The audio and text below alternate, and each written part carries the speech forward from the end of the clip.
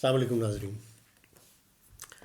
आज है 6 अप्रैल और आज मेरा जाना हुआ था हैदराबाद केस के सिलसिले में। जब मैं जा रहा था तो भी मेरा जहन आवाम की जानिब था, लोगों की, आपकी, मेरी जानिब था, सोच मेरी। और जब मैं वहाँ से वापस आ रहा था तब भी मेरी सोच का महवर मैं और आप थे, आप और हम लोग। मैं आपको वीडियोस दिखाऊंगा, उसमें मैंने एक चीज़ नोटिस की, हो सकता है आप लोगों ने भी वो नोटिस किया, वो ये कि जब आप कराची से हैदराबाद की जानिब टोल टैक्स क्रॉस करते हैं तो आपको कोई एग्ज़िट नहीं मिलता। एग्ज़िट से मुराद ये कि जो एक बीच में बहुत बड़ा एक वो सोसाइटी बनी हुई है, उस उन लोगों ने तो किसी तरह से हाईवे के नीचे से एक वो गुजरगाह बना के कराची की तरफ का रास्ता बना लिया। लेकिन उससे थोड़ा आप आगे जाते हैं तो फिर वापसी बड़ी मुश्किल हो जाती है। मिसाल के तौर पे अगर मैं कराची से कोई 35-40 किलोमीटर आगे निकल जाऊं और मुझे कोई फ़ोन आ जाता है इमरजेंसी का, किसी की वालदा बीमार है, किसी का भाई कहीं है, कोई इमरजेंसी हो जाती है और आपको वापस पलटना है, तो हैदराबाद तक मुझे कोई एग्ज़िट, कोई यू टर्न नहीं मिला। ठीक।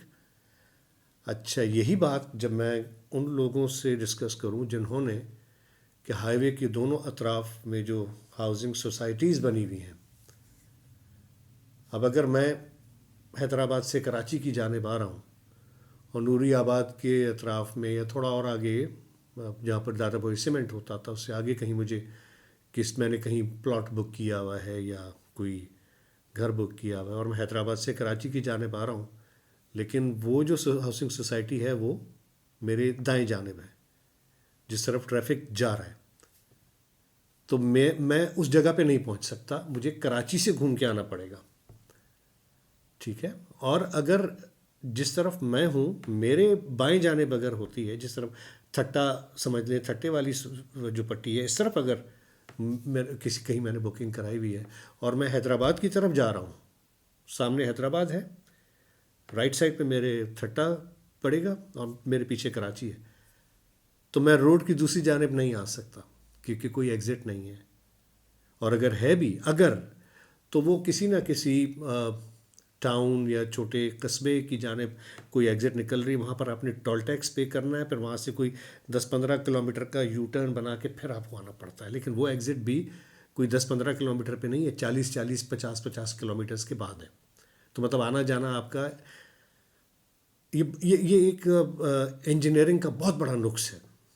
ये इंजीनियरिंग का आज भी एक गाड़ी को हादसा पेश आया तो सामने से जाने वाली गाड़ियां या मदद करने वाली या एम्बुलेंसेस वो रोड की जानिब नहीं आ पा रही थी, उनको हैदराबाद से घूम के आना पड़ रहा था।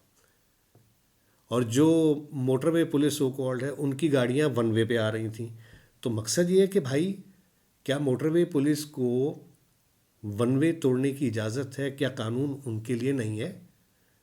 क्योंकि दैट इज़ वेरी डेंजरस। 110 120 की रफ्तार पे आप जा रहे हैं और सामने आपके कोई गाड़ी आ जाए तो ब्रेक नहीं लगता, या आप बचाना भी चाहें तो आपकी गाड़ी उलट जाएगी या कोई ना कोई हादसा रोनुमा हो सकता है और होता है, हो रहे हैं।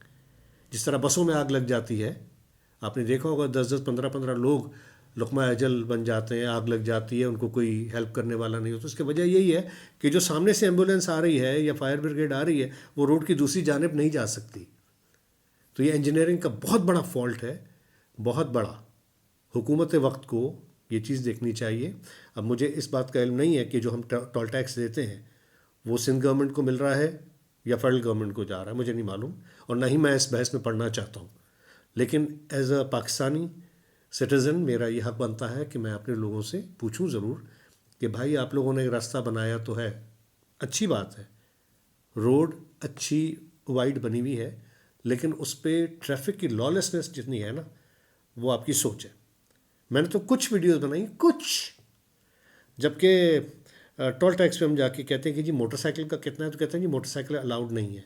हम कहते हैं जी रिक्शा का कितना टिकट है, अलाउ नहीं है वो भी। तो फिर ये गाड़ियाँ चल कैसे रही हैं रोड्स पे, आई मीन मोटरवेज पे, कराची हैदराबाद मोटरवे पे। पंजाब के मोटरवेज में मैंने देखा है कि जो कमर्शियल व्हीकल्स हैं, बसेस या ट्रक्स, वो फास्ट लेन पे आते ही नहीं हैं, क्योंकि वहाँ कानून इतना सख्त है। हमारे यहाँ बसें जो कि पूरे मुल्क की जानिब जाती हैं या पूरे मुल्क से कराची की जानिब आ रही होती हैं, वो रास्ता नहीं देती हैं आपको। जो ये ट्रॉलर्स होते हैं, मट्टी उठाने वाले 6 व्हीलर्स, वो आपको रास्ता नहीं देते, उनके तो नंबर प्लेट भी नज़र नहीं आते।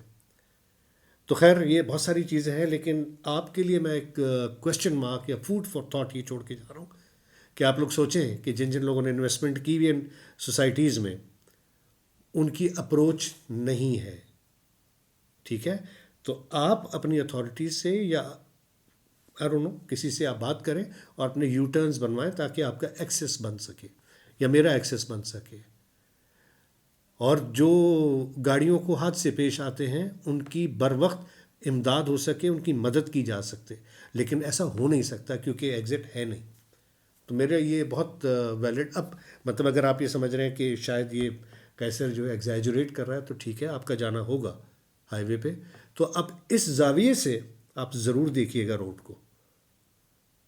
यानी कि जो वाइल्ड लाइफ है वहाँ के, गीदड़ हैं, पॉक्यूपाइंस हैं, वो रोड की दूसरी तरफ नहीं जा सकते।